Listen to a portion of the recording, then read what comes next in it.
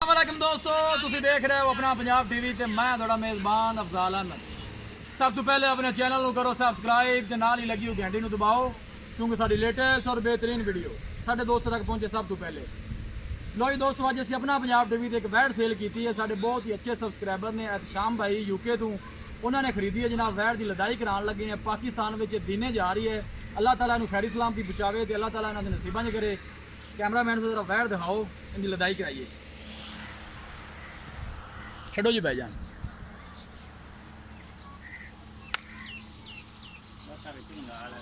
वैड जनाब 2 दिन पहले वीडियो पाई सी। एहतशाम भाई ने यूके तो उन्होंने जनाब वैड खरीदी है।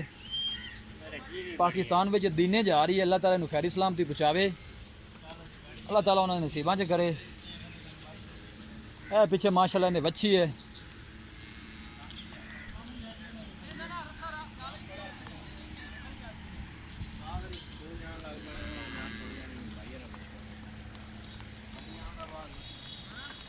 लै चलो जी, लै चलो बच्चा आगे करो।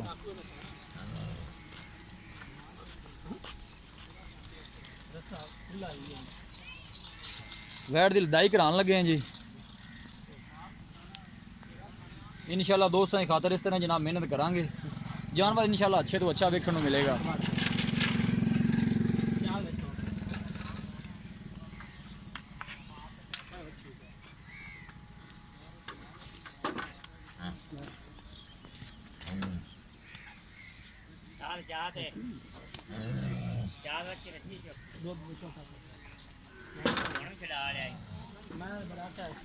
कोई गल नहीं, अल्लाह चढ़ चल चढ़ चल कर्मा लिया, चढ़ चल। चलो जी लाओ जी।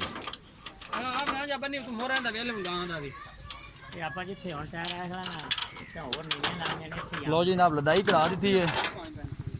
गड्डी का जरा नंबर भी चेक करा दी है।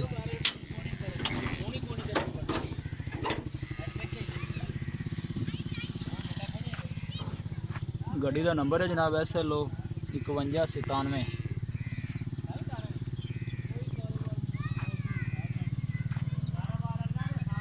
वीडियो पसंद आवे लाइक तो शेयर ज़रूर करना है।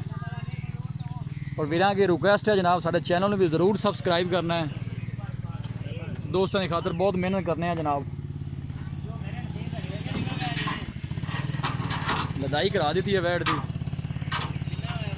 मिलांगे एक अच्छी और लाजवाब वीडियो के नाल। अपने मेज़बान अफजाल अहमद दो इजाज़त। अल्लाह ने के बाद।